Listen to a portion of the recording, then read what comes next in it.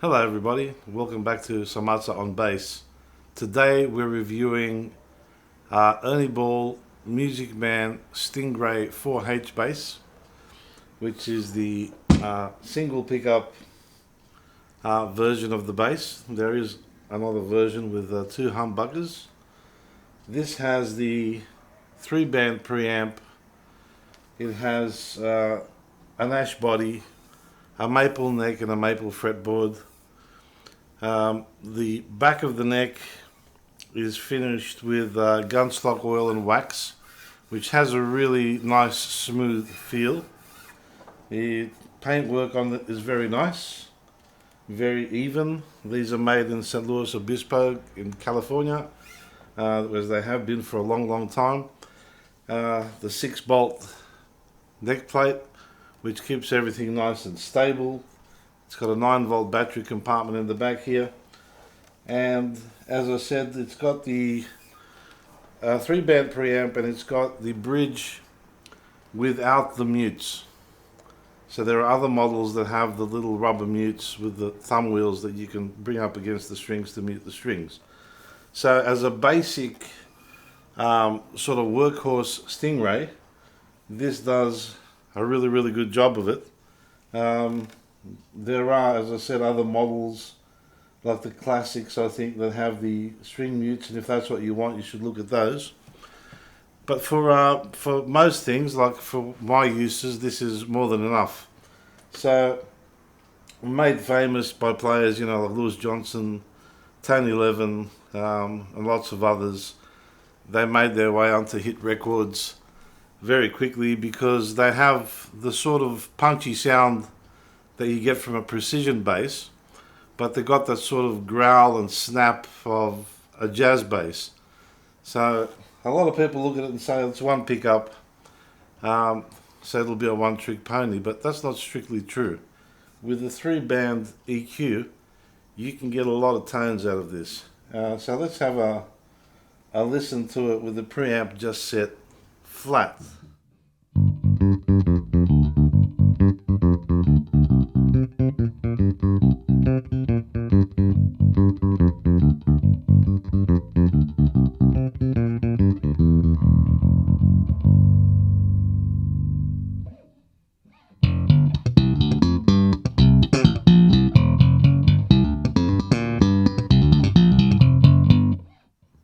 So even with the preamp set flat, we're going through that Eden traveller head through a 112 and a horn GK speaker. You can hear it's got that classic bite and that really punchy sound. Now if I'm dialing in, say, a bit more treble and a bit more bass, it'll give me a more aggressive sound. Let's have a listen to that.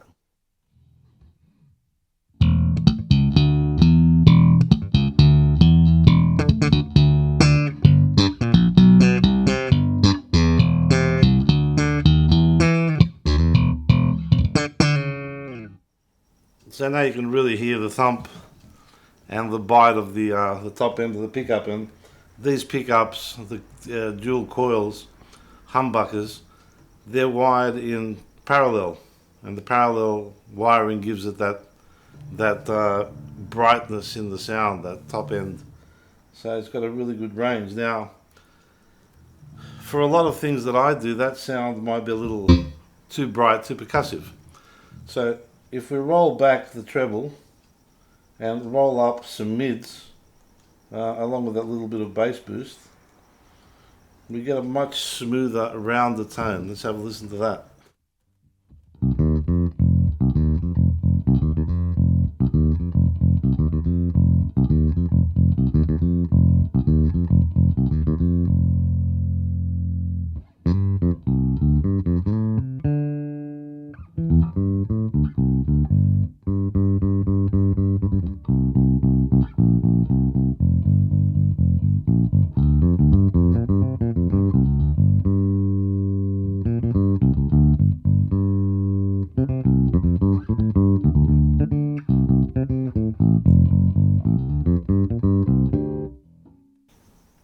see right away that you can get smooth sounds out of it by adjusting your bass and mids, rolling off the treble, and just putting in as much or as little of that treble as you want. And that treble goes an awful long way to sort of raise the sharp if that's what you need.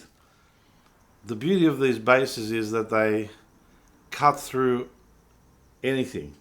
So if you're adjusting your preamp to match the sound of the rest of the band, you're going to have absolutely no trouble feeling and hearing this bass, because how the guys put it to me, it's got a lot of authority when you play it. Its sound is absolutely authoritative, right? Now, this model has a plain maple neck. Some of the older ones had like figured maple necks and stuff like that. And I know that the figured woods are beautiful to look at and stuff like that, but functionally this is pretty good. And if you have a close look at that nut, you'll see that it's sort of staggered. So it's the compensated nut on this one, and that apparently improves the intonation of the bass. As far as its workhorse aspects go, the neck feels a bit P-bass-ish. It's really solid. It's not overly heavy. In the black and chrome it looks really rock and roll, doesn't it? And fretwork is excellent. Fit and finish, excellent. The electronics are nice and quiet. They work the way you would expect. The 6-bolt neck plate does a great job of anchoring that neck to the body. And just to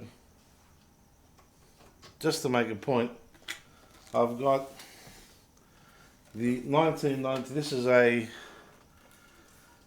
2014 model.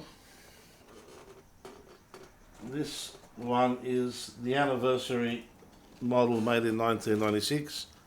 That has the figured neck and a whole lot of other goodies glued on, pick guards, but essentially it's the same bridge. It's still maple on maple neck, still a Nash body. This happens to have a little maple top on it, but the electronics are the same. And what I noticed when I picked this up, the feel of the neck is very similar to the other one. So you have that, I suppose, consistency in Music Man instruments. And I think that's largely because they have some really good machinery for keeping the quality and consistency of the build to a tight tolerance. And then, of course, they're finished off by hand, so somebody can feel that neck and say, yeah, that's nice and smooth all the way up and down. So they've got the balance right between machine-made and handmade. The quality, I don't think, has changed at all. Everything on this bass has been working for 20 odd years, and it still works. And as far as the sound, and I'll just set that with a little bit of bass boost and a little bit of treble boost and the mids at the center detent.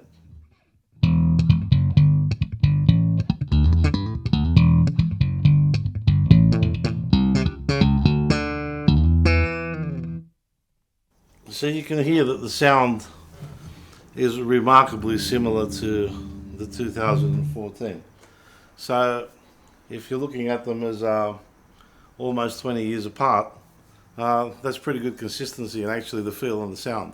And that's because really nothing's changed. The same humbucker, the same 3-band preamp. So if you're looking for a bass that will have that punch and that brightness when you need it and cut through a dense mix and hold its own, this is a pretty good instrument to go with.